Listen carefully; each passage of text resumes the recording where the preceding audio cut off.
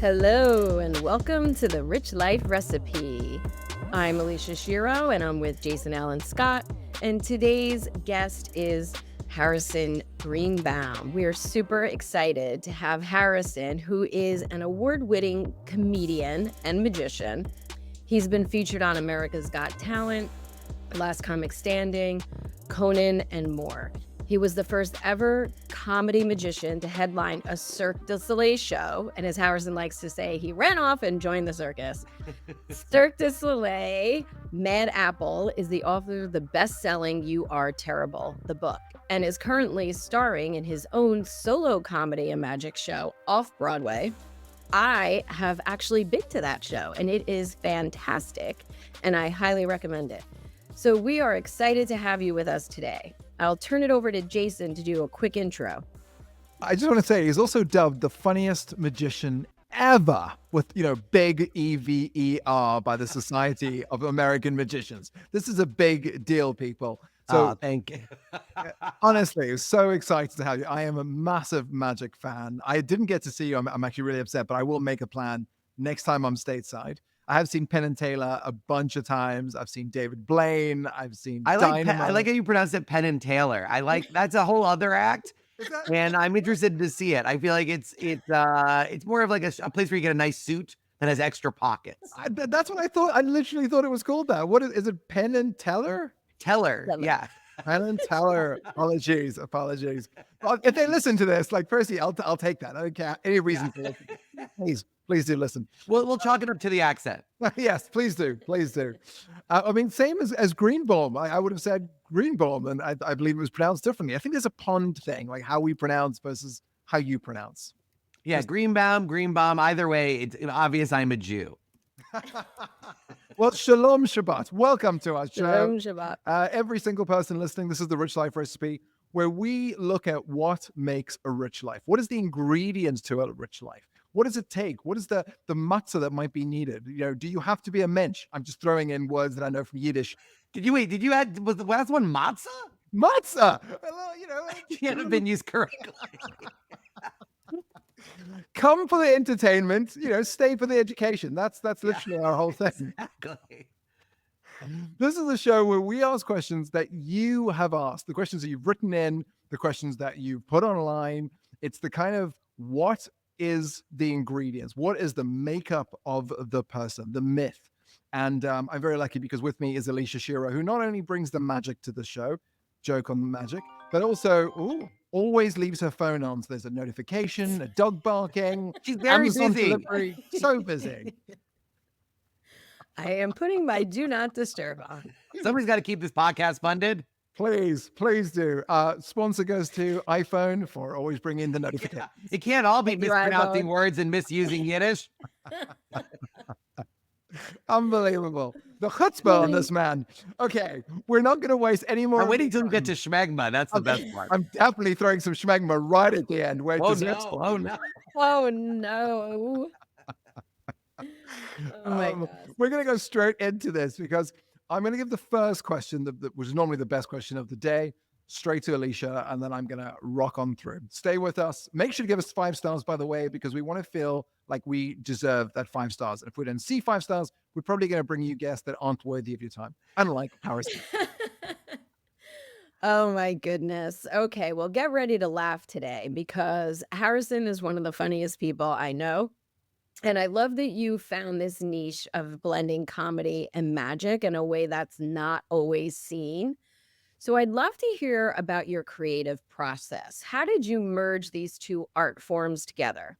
Nice. Yeah, I think one of the things that I guess is my point of difference that you touched upon is I think there's a lot of magicians who do comedy, and I'm much more of a comedian who does magic. And I say that because first of all, if you take all my magic away, I can still do an hour. I do stand-up comedy in the clubs all the time. I did over 800 shows last year. A lot of them were exclusively stand-up. So I really do follow that sort of comedy first, comedy forward approach. And blending it was really hard. At the beginning, I kept them very, very separate in the sense that I did stand-up comedy one side. I guess the way that I used to describe it was like a preschool teacher with a burlesque career. You know what I mean? Like there's like a duffel bag in the closet that I hope the students don't ask about. That was the magic. I was like, let me do these things separately before I start combining them. Like when I got passed at the Comedy Cellar, it was really important to me that I got passed as a comedian solely. I did, you know, no asterisks. So, you know, I guess the sort of the reason I ended up combining the two was I loved magic, but I hated what most magicians were doing.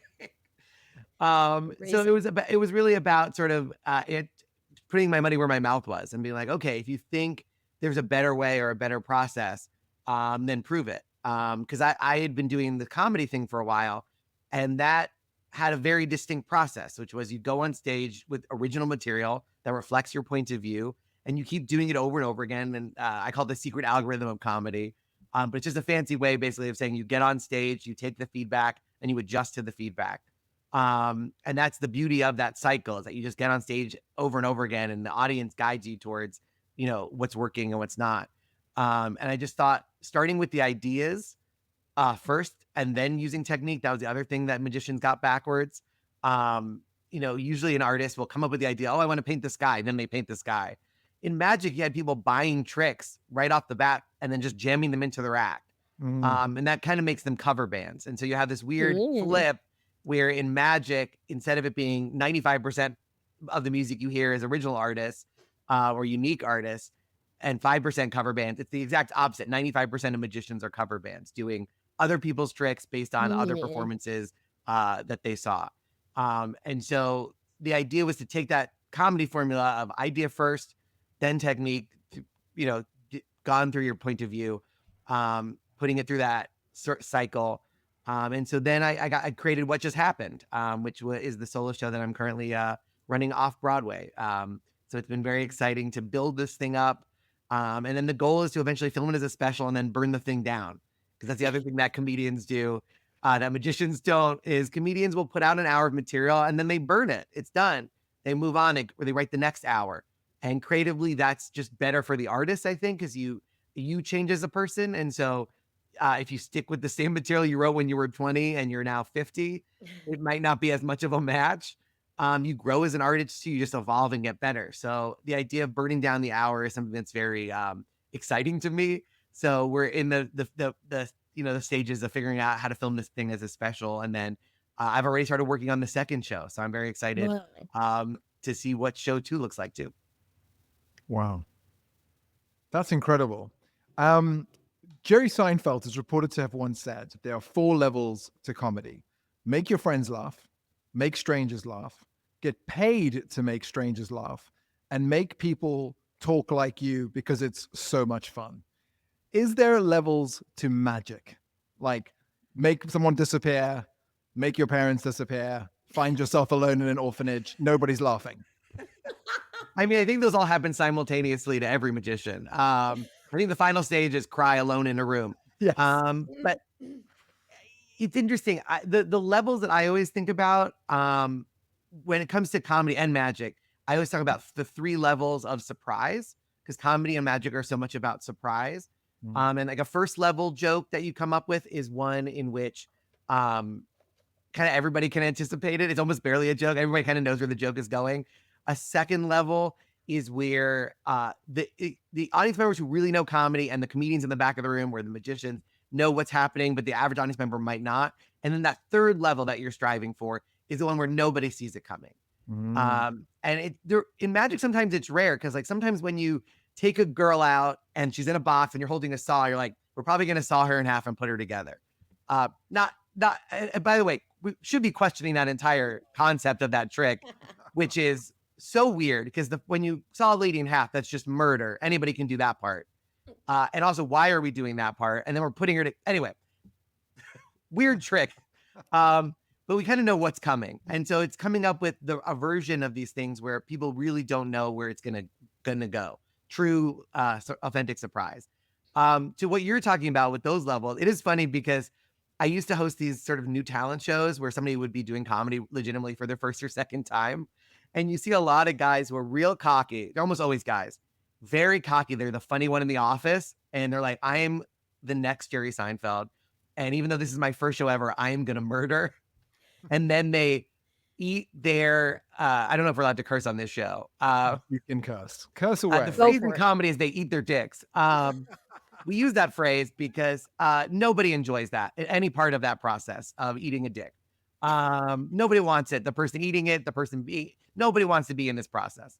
So it's the ultimate word for describing what these guys are going through. But yeah, you have these very confident guys who are like, I can make the office laugh. Everybody thinks I'm funny. Then when they get in front of strangers, it's a very different thing. And sort of one of the techniques and things you learn being a performer is how do you make the audience feel very quickly that they're basically your friends and that these are all sort of in jokes? Like, how do you bring them into this relationship with you? So yeah, I think you start off making people that you know laugh. And then the next level is making people that you don't know laugh. And then the next level above that, I would say, is making a broad spectrum of people laugh. So there are some people that can only make certain niches laugh. You know, there are these niche performers, but coming up with that joke that works in a lot of rooms. You know, and sometimes it's okay to have a joke that like only works in New York for New Yorkers, but it's coming up with those like universal jokes where like kind of wherever you do them in the world, they resonate. Land. Those kind of universal things are really interesting to find. Mm. I love It makes that. your art easier to spread. You know, like you want a movie that if you're going to make a movie or write a movie, you want it to be broadly appealing because if you want it to get around the world. Absolutely. So magic has three parts, right? What is it? The something, and then the prestige. Is that right? Am I Well, so butchering it? there's a book, then there became a movie called The Prestige, and the author completely made up this concept. I think it's something, the turn and the prestige. Those are not real magic terms. We've never used them. An author completely invented it for his book, and then people decided that it was real. So it's kind of like we could also use wicked to describe magic. We could, we could use. I mean, we could talk about Narnia if you'd like, but Right. yes, a fictional book to make up some terms that, you know, I think it's interesting. The idea of the prestige itself, the idea that there's a final twist, which is great for the movie because the movie itself is its own magic trick because it has its own prestige by its own, it defines its own terms and then succeeds, which is the easiest way to win a game. They're like every successful magic trick has a twist. Oh, wow. So does our movie. What are the chances? It's incredible. It's like a 6-year-old when they come up with the rules of the game. There is too, I think, comedy and magic. I think that's a linking point between the two art forms. There is that sense that you do want surprise. That what I was talking about before with the 3 levels of surprise. Yeah. So I think there is some truth to what they're coming up with, but they're not terms that we've ever used. Well, we'd love to be disruptive, so call them out on that. Yeah. It's like, Well, no, I remember seeing some guy who was like this fantastic author who writes really good stuff. And I think he was trying to sound smart. So he used the prestige terms and he used it as if he knew something about magic. And I wanted so desperately to be like, you're so smart. How did you get fooled by this movie? that's how I feel every single day about almost everything. So Yes. you called out. When people go, I concur to that. Jason 100%. turns everything on its head. I'll be like, I love this. It's so great. And he's like, they're full of shit. I'm like, not a real thing. Not a thing. Yeah. That's, I think, that's the heart of every joke, I think, is that somebody's full of shit. Definitely. Absolutely. Definitely. Now, on that subject, we have to call out one of the questions that everyone wanted to know when I said I was interviewing you, which is challenges. Comedy is insanely challenging. Magic is even more so because you begin with the idea that I don't believe you're a magician. Whereas with comedy, you begin with the idea of make me laugh. Please make me laugh. I've come here to laugh. The stage is set for laughter. It is almost the opposite with magic, where you almost come going, I don't believe it. Whatever he shows me, I'll guess the trick before the trick even is shown. And especially if you have ADHD, by the way, you're constantly trying to work out the trick. Like spoiler alert from the moment the person walks on. So what's that like balancing the two? Is there a recipe to that for people that perhaps aren't balancing magic and comedy, but they're balancing being a mother and a worker or a father and a pimp, whatever it is? Well, are there that many listeners that are both fathers and pimps? Have you done the research? Very Is this diverse. mostly going out to pimps? Is that? I had no That's idea our that that's entire the main demographic. That's audience. our audience. That's our audience. Nice. Mothers and pimps. Pimps. That sounds okay. That's actually, I would watch that. I would definitely watch that podcast. It's funny to me because I have sort of almost an opposite view, which is that with magic, because the trick in and of itself. So like if your trick is I produce fire out of my ass, that alone is just impressive. There's nobody who's not going to watch that trick and be like, I saw something I didn't think I would see. The fire out of the ass, I can't do it. That was amazing, right? Whereas comedy, it feels very fragile to me. Like you can't do comedy alone. You need all the instrument that you're playing is the audience. That's like a Louis C.K. quote. Guitar players have a guitar. The singer has their voice. Dancer has their body. The comedian, the instrument really is the audience. And we don't have, perfect control over that. And it varies from day to day, from show to show. Magic, we have instruments, so I can control that to some degree. We have these props and these things that we have more control over. I do love the sort of push and pull of comedy and magic because they are different responses. Because comedy is laughter, and magic is astonishment, and so being able to balance them is really nice. And so I think it's always trying to figure out how do these two things complement each other, and how can I keep things surprising on the journey, and giving you that sort of break. Because if you just put your foot on the gas and just machine gun comedy for 90 minutes, I think an audience could get a little bit exhausted. And same thing with astonishment. If you just put your foot on the pedal and it's just the miracle after miracle, no rest, I think you can wear an audience out. And so I try to keep the audience engaged by giving them just this constant variety, different kinds of astonishment, different kinds of laughter, and never knowing which one they're going to get at any given moment. And so maybe that's the lesson, is that like keeping things constantly surprising. Love that. Yeah, that's really good. So I do want to note that you are breaking boundaries in this industry because you just recently headlined Cirque du Soleil as the first comedy magician ever. And I say ever. So what was that experience like? Do you have any interesting stories you want to share? Sure. Yeah, it was super weird. I mean, the way the whole thing came about was insane. So I get a call on a Saturday. I just flown in from, I think, North or South Carolina from a gig. I'm getting ready to come back to my apartment. And as I'm cutting over the bridge, my apartment is like in view. I get a call saying, hey, can you be in Las Vegas tomorrow? We need you to fill in for one night. It's this new show.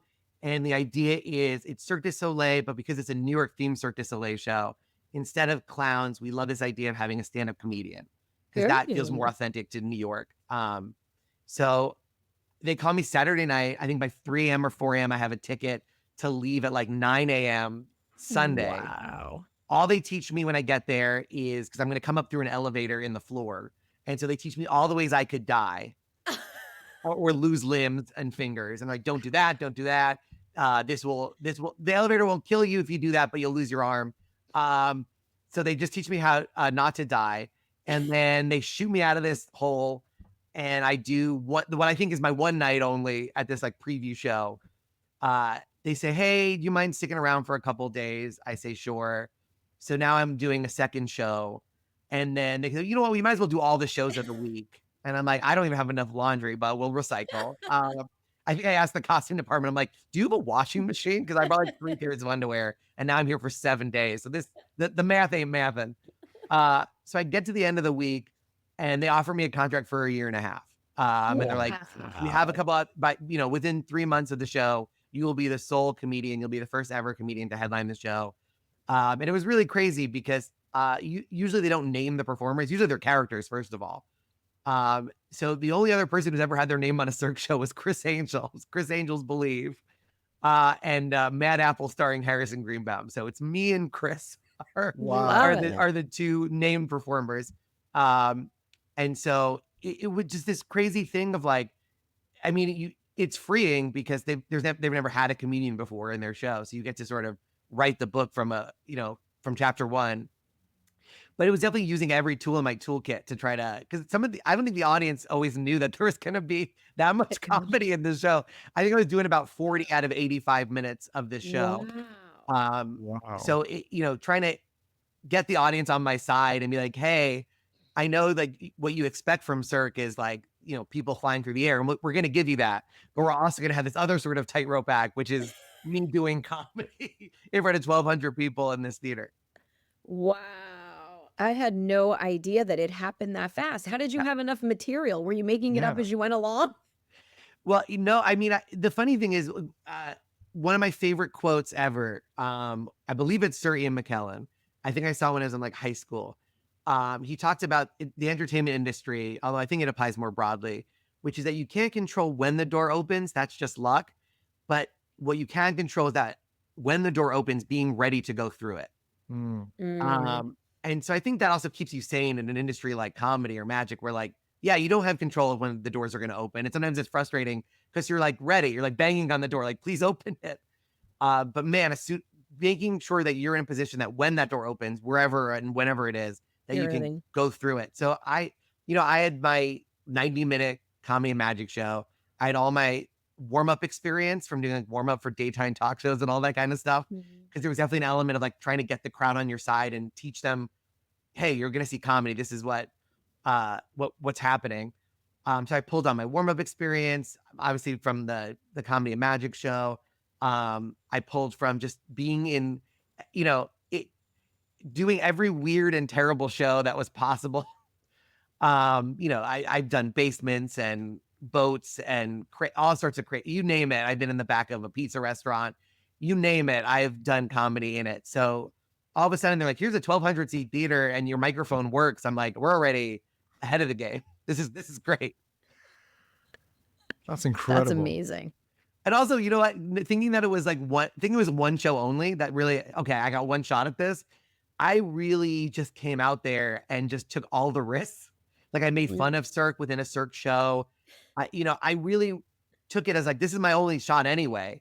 And that might be maybe also the secret is like, just approach it like this is the last chance. Last one. Yeah. And so I really put it out all on the field and they're like, this is great.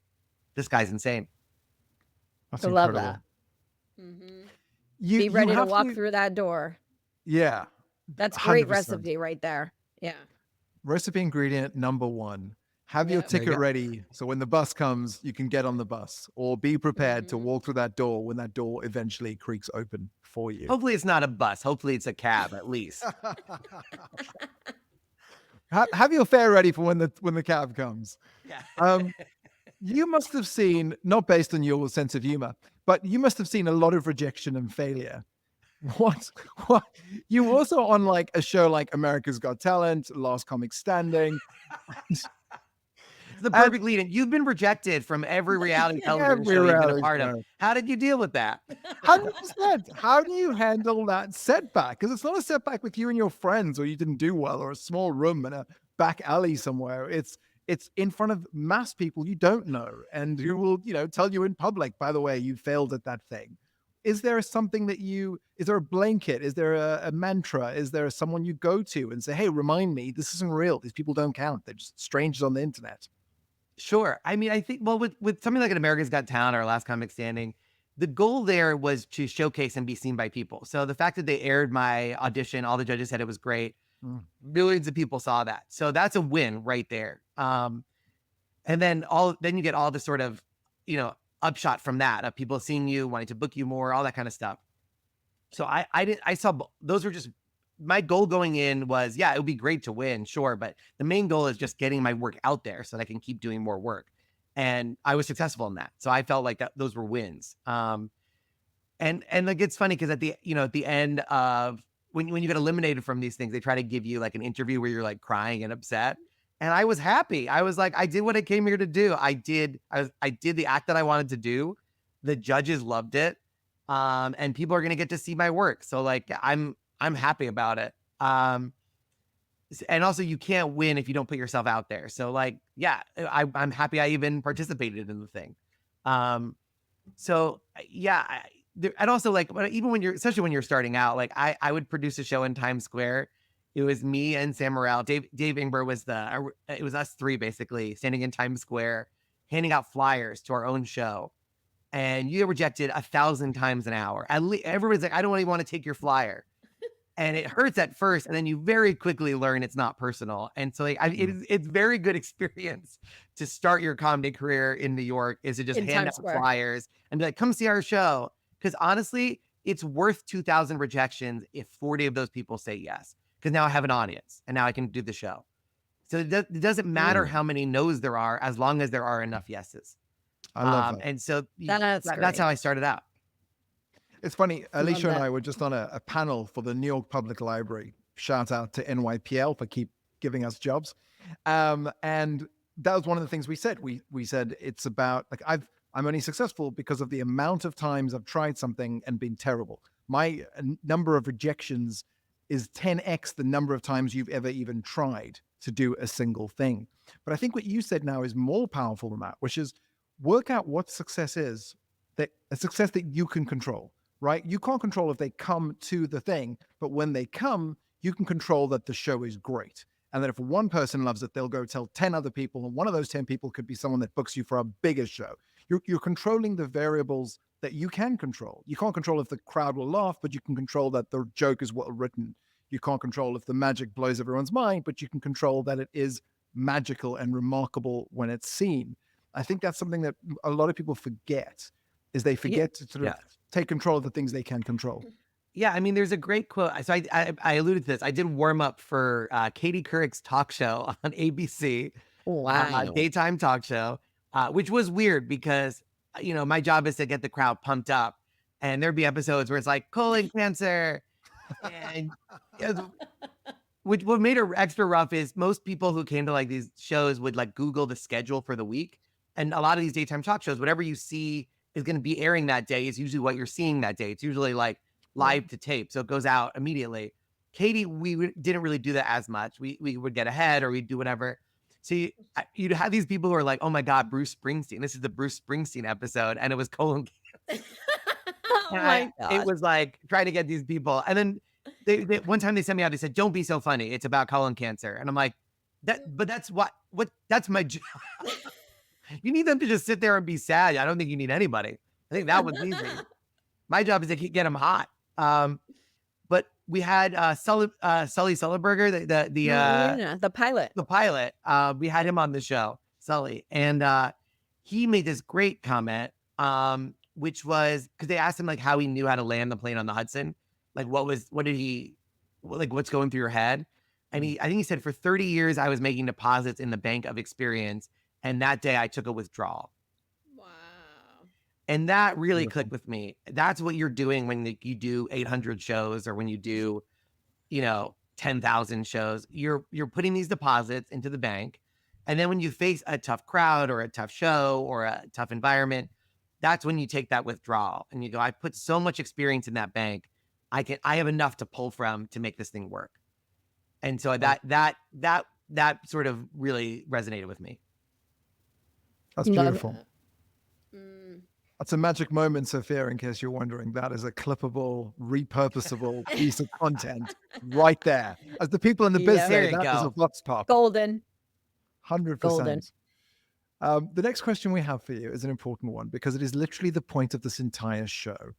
What is a rich life to you? Obviously, to people watching who want to be comedians, magicians, people that want to entertain, get the room on fire, set up space. You've got everything that it takes to be a rich life, but perhaps you have a different definition of a rich life, or perhaps your life does match exactly what you feel is a rich life. What is your definition of a rich life? Yeah, I mean, I think it's got to be filled with love and with passion. Like I'm so lucky that I get to do a thing that I'm passionate about, and then that attracts people to me that are passionate about what they do.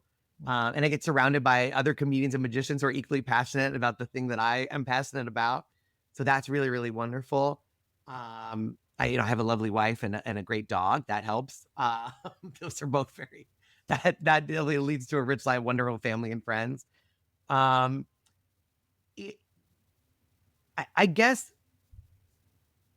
the thing, I guess one of the things that I would remind myself of a lot too is that, and this is pretty cliche, but the idea that it's about the journey and not the end, like, for me, the fact that I get to do comedy and magic as my life is the win. And so it's to people who are get into these kind of things because they want to be famous. They have this goal. They need to be on TV. That's an end. That's not the journey that you get to be on. Is that I get every day get to wake up and make people laugh. I guess the two main things would be, there's a George Carlin quote. I hope I don't butcher it too much, but they asked him like what his goal was with comedy. And he said, when they write the book about the history of stand-up, they have to include him in it. That's the impact that he wanted to have. And so I really do feel that is that even if I'm just a footnote, if you write a history of comedy or magic or comedy magic, I want to make a mark big enough that it'd be weird to not include me. So that's sort of my like goal career-wise, is to be included in the book of comedy and magic. And then personal, just leave the world better than I left it. Make a difference. You know, I when I was a kid went to Tannen's Magic Camp. That changed my life. And now I volunteer as a counselor at Magic Camp and try to give those kids the same experience I have. And just being a mentor is really a lovely thing. And not for any particular goal, just to leave the world better and to help other people for its own sake. I think that alone will give you the richest possible life if your only goal is to help other people and leave the world better than when you entered it. I love that. Very true. And I think that's what this podcast is about. And we always, you know, with each of our guests, they are all giving back in some way. And I heard this story one time. There was this guy who went into the restroom and washed his hands, but there was water all over the counter. So he took the paper towel, wiped down the counter and threw it away. And the person next to him is like, why would you do that? And he's like, because I like to leave the world better than the way I found it. There you go. And do you know now every time I go into a restroom, like anytime I go to a bathroom now where it's very dry, I'd be like, I bet Alicia peed here. I bet you she snuck in. This looks suspiciously dry. Looks suspiciously clean on that counter. I love that. Oh my goodness. In a side note, I always tip the toilet attendants, but not for the good reasons of like tipping. It's just that when I tip a normal person in America, they don't even blink. But when I tip a toilet attendant, they go mad. And it's one of the greatest things to see in the whole world. It's so incredible every time. Wow. You know you're in a fancy place when there's a toilet attendant. Oh my God. I mean, think about all the rejection that guy goes through. Everybody watching goes, oh God, I got to pay $2 to pee just for gum? That's how much gum costs? Really? $5 for gum? Absolutely. One stick. Those guys are, I mean, God bless them. Someone far smarter than me once said, comedy is genius at play, which is one of my favorite things. And I watch comedy endlessly. I love watching someone bring up things that are so obvious and say it in a way that just makes it funnier when you hear it. Something you've done multiple times on this show. What are your own beliefs around creativity and innovation? Because you've done it, right? You've blended comedy and magic in a unique way that makes it your own. You've really niched down, you know, to find the space that is just yours. For the marketing nerds, you'll know that it's chapter 3, which is the in the 22 Immutable Laws of Marketing. It is the law of category. Find a way not to compete, but be in a category of one, of which you are. So how have you done that? What advice could you give those listening on how they can do it too? Yeah, I mean, I've always that's been advice that I've given in a slightly different way. But the reason you want to be an original, unique performer, the reason you do it is so that when people are looking to hire somebody, they're not trying to hire a magician or comedian. They're hiring Harrison Greenbaum. You're presenting a product that only you present, and so they're not just hiring any magician. One of the things that, like, it actually happened at Magic Camp. I remember being a kid. And there was a guy, One Mike time Bett. at Magic Camp. Yes, exactly. It's the opposite of, you know, those Christian camps where they try to make gay kids straight. Ours is the opposite. It's mostly Jews getting gayer, and it's lovely. It's a lovely place. But yeah, Mike Bett, I think he's a professor of comedy now at Emerson, wonderful performer. He said a quote that I think I misremembered over time, but still changed my life. And the basic theory was that you can be somebody who's liked by 100% of people, which is kind of vanilla, or you can be loved by 95% of people and hated by 5%. It's the difference between vanilla pudding, which like nobody loves, but nobody hates. And so that's why they serve it at hospitals. So you can be a vanilla pudding person, or you can be sushi, where like 5% of people just hate sushi, will not engage with that in any way. But the people who love sushi, it changes their life. They will go out of their way to get great sushi. So I want to be a sushi performer. I love that. You don't want to be the opposite, by the way. 5% loved and 95% hated is like what, Tucker Carlson, like a conservative radio host. Like that ratio is wrong. 95% love, 5% hate. But that really helps me a lot. Like, because sometimes you'll get you referenced this earlier, like you go on the reality shows, you put stuff online. Sometimes you get mean comments or whatever. And I go, great. That's in the sushi 5%. I'm on track. Great. It doesn't feel good always necessarily immediately in the moment, but it helps me keep saying, I'm like, no, I'm a sushi performer. That's totally cool. Love that. Your question was about creativity, though. It was. I mean, I loved all of that, but that was a very creative answer. That was a great creative answer. Yeah. No, the key to creativity is what I call the secret algorithm of comedy. This is how comedians create, how I think more magicians should be creating. It works really well for us, but it works for everybody. And it's that algorithm, which is just, you get on stage as a comedian, you take in the data, which is the audience laughing or responding, and then you change it to based on that data. And you just keep going over and over and over again. That's where those bulletproof jokes come from. There is a lot of rejection at the beginning. You'll do a joke, the audience doesn't respond, and you go, okay, I need to figure out what's working and what's not. And I think with a lot of any of these pursuits, when you see things not working, a lot of times it's because they're not listening to the audience or their customers. They're giving you so much data. So you need to be in a position where you can gather that data and then where you can honestly assess that data. Like there's companies where like I unsubscribe from their email list because they're sending in like 3 emails a day. And there's no way if they talk to any human being on earth that any human being would say that is the correct amount of emails to be sending me. Like if Banana Republic sent me an email once a month, I probably wouldn't have unsubscribed. Right. But they send it to me 3 times a day. And I'm like, this is the most annoying thing in the world. And there is they have no data, because their data would have to come back. 99% of people think they're insane. And one lonely person who gets no other emails is just thrilled to get them. But it's like, it's so obvious that they're not listening to their customers when that happens. So like taking that data and be honest about it. That's one of the biggest problems with comedy and magic is what we call laugh ears or applause ears in the case of magic, where they think they're killing, but anybody could, if you're just listening, they're not. And so they're doing the same tricks or jokes over and over again to no response, and they never get better. And the best comedians and magicians are very honest with themselves and that data that they're taking in and really readjust. And so I think that really, really helps. It's good advice. Apply to anything.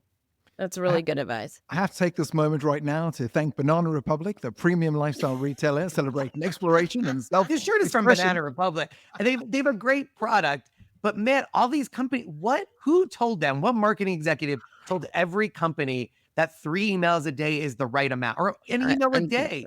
It doesn't make any sense. It's mind-boggling. It's a little excessive. Yeah. But just going back to what you said earlier, sometimes you get unfriendly chatter on the webs that be. So, being canceled today is a serious thing. So how have you dodged that bullet for so long? I mean, hopefully by being a good person.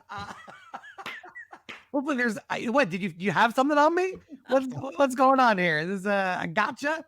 No, I mean, it's, be nice, be good. And hopefully you don't have to even worry about it. I always try to err on the side of kindness and being on the right side of history of stuff. That I think that's the main thing, really. But yeah, in terms of just like negative comments overall, it's the internet. I think the people that I've met who are the healthiest about it just kind of ignore it. There are some people who say if you ignore the bad reviews, you also have to ignore the good reviews. Like if you're like, I don't believe any bad reviews, then you also can't believe the good ones. I think some feedback is good. in that sense. Obviously audience feedback is the most important. But yeah, that's it. That's the other thing that's a beautiful thing about comedy and magic and performing live is that that's the data, is that I get out there and I hear the response. Right. So you're the guest. So so somebody alone on the internet doesn't like it, they're way in the minority on this thing. Yeah. And what did you think of Nikki Glazer's performance at the Golden Globes? Would you ever host the Golden Globes? I'm putting it out there. I would absolutely host anything. Harrison Greenbaum wants to host the Golden Globes. Well, Nikki did a great job, and I think they're going to be with her long term. So I'm thrilled for her. But I will host anything. Oh my God, yeah, you absolutely. And I'm friends with Nikki. I mean, she did the work. There was that great times piece about her prep. I think she ran the set like 93 times, some crazy number, which to a comedian is like a normal science number. But the work showed she worked her ass off. She used that algorithm because that's the secret sort of weapon that a comedian has with these kind of things, is she took her jokes and she put them in front of live audiences over and over again. So before she even got to the Golden Globes was not the first time she performed any of those jokes for an audience. She already had feedback from hundreds, if not thousands of people telling her what was funny. I also heard, sorry to interrupt you. I also heard she asked the celebrities if she could tell the joke about them. She got their permission first. I think that is smart because with the Golden Globes specifically, they're going to cut away to that celebrity and you want them smiling when they cut to them. Yeah. You don't want to do the joke. And even if it's the funniest joke in the world, if it cuts them and they're stone-faced, it does kill the momentum, at least for the audience watching at home. So that's just like a very, very smart technique, I think. And no, you're seeing the results of somebody who put in a ton of work and understands how to make an audience happy. And that's definitely her drawing from a huge bank of experience. So yeah, I remember I did even with Zoom, like we have Zoom now.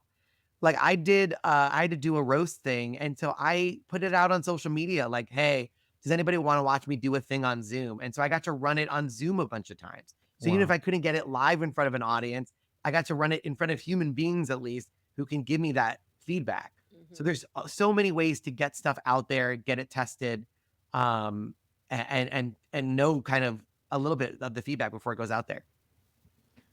So I have two personal questions, and I'm going to be very selfish because it's my time and I'm going to take it. Yes. So I do keynote talks all over the world, surprisingly, because apparently I can't get a single word out correctly on the show whatsoever. But normally I'm very in English. Yes, I think it's only when it goes to Yiddish that everything. When I just struggle. All my Jewish friends are going to be so upset. I never do the same talk twice, and my reasons are very selfish. It's my time, and I don't want to have to do canned material. I don't want to have to do the same talk on thinking inside the box versus thinking outside the box and why it's important and all the things that I get paid to do the talk on. And I tell the story to myself and the audience that why would they want to pay to be in a room to hear me say the thing they can see me on YouTube talking about over and over and over again, or on a podcast talking about over and over and over again? So I'm going to tell it differently. But recently I spoke to an incredible speaker, and he learned from stand-up comedians. And he said, no, the reason I'm so good is because I do a year with one stand-up skit. And then I'm working out, like you said, the algorithm. I double down on what works and I delete what doesn't. And I'm doing that again and again. And my timing is getting better. And I know when they're going to laugh, and I know when to shut up, and I know when to hold. But my question to you is not which is better, because I think that's a personal thing. But do you sometimes feel like, okay, this is a craft and I have to do it again and again and again to make it work? And are there times when you say to yourself, I really love to do raw material just for me, just because it's my time right now? It's this short period I have on this planet before I'm gone, and I'm making other people laugh in a very different place. I mean, I think we see a lot of movies about stand-ups where they get it right on the first try. I don't know if a joke is not funny until an audience laughs at it. I do love the process. I love the process of writing material. And so you do start with raw material that you don't know if it works. And it's always the most exciting thing, is to have this new joke that's starting to work. And then you reach a point where now it's muscle memory, and you know that it works. And so there's that part of you that's like, all right, put it on the shelf. Let's do that process again. and you do have to hold on to it a little bit. But yeah, I feel like there's the two modes of excitement. Like my goal is to build up as a comedian to, like, let's say a special. And that hour cannot be the first time I've ever done that material. It's got to be the stuff that I've worked on forever. And the audience deserves that. They deserve to hear stuff that's been worked out. You talked about your fear of like seeing something that's been on YouTube. The key is to work it for a year and then put it on YouTube. And then now the thing that's on YouTube is a thing that is unbelievably awesome because you worked it out so well.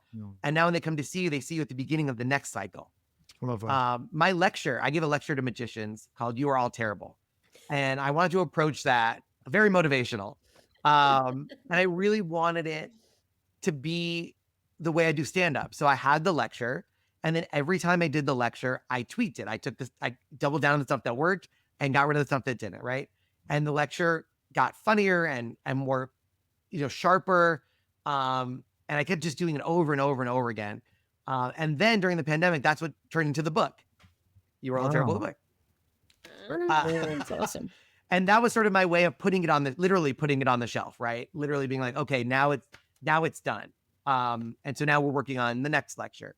But that was the process. And so you're not performing. The thing about stand-up or these lectures is you're often not performing. You're performing for different audiences every time. So every audience you're performing for is the first time they are seeing that material. And that's what's so important about it. Even though it's not your first time with the material, it's their first time. And so you have to come at it from that perspective. When I did warm up for Katie, we had Taylor Swift on the show, which was very, very exciting because she did a warm up, and I was just me and maybe two other people sitting in the room, and Taylor did her song. So I had a private concert from Taylor Swift, which was insane. But she had a great quote, which is, when you come on stage, you're not supposed to come on stage and go, "You're welcome." You come on stage and you look at the audience and you say, "Thank you." You should be grateful that they're here because that's what enables you to do what you're doing. And so one of the ways I show gratitude is by giving them a product that I've worked my ass off on. It's not to say that there aren't shows where I do work on stuff. You need those shows where you can work on the new material. And I do. And I usually sandwich it between stuff that works so that, and that gives me an excitement, right? It gives me a little bit of extra fuel, even for the stuff that I have done. But I think it all comes down to like that gratitude of like, I'm here in service to you and you deserve the best possible product. I love that. And my last personal question, you said you had a pet. What pet do you have? And is there a supplement or food product you give it that makes it happy every single time? I have a dog. His name is Rufus. He is named after George Carlin's character in Bill and Ted's Excellent Adventures. He's like a gray dog, so it reminded me of George Carlin. And my wife was like, "We're not naming him George or Carlin." And I was like, "What about Rufus?" I was like, perfect. He was originally Rabbi Shlomo Rabonowitz, which was a little too long, but it was fun to say. He's Rufus. He loves peanut butter. If we need him to do something like get in a bath that he doesn't like, peanut butter. We have the dog groomer that cuts his hair knows to give him peanut butter, and he will let him do whatever he wants. Love that. Little treat. He's a big fan of peanut butter as a special treat. Love that. Okay. That was my personal question. I mean, he'll try to eat anything, literally anything that is available. Anytime we eat dinner, he comes up to us like, "How come I'm not participating?" Aww. Wait, what kind of dog is it? He's a part terrier, part schnauzer, part Chihuahua, I think. He's a rescue from Alabama. Nice. He's a Southern dog. Wow. He barks with a drawl. So is there any new joke you're working on currently that you want to land on us? We're happy to help. I'm always working on new material. I don't know how much of it's ready to be put out. I mean, I will say that what's happening in the world has been giving me a lot of material. So much. It's been insane. I mean, like it's funny because things change so fast now.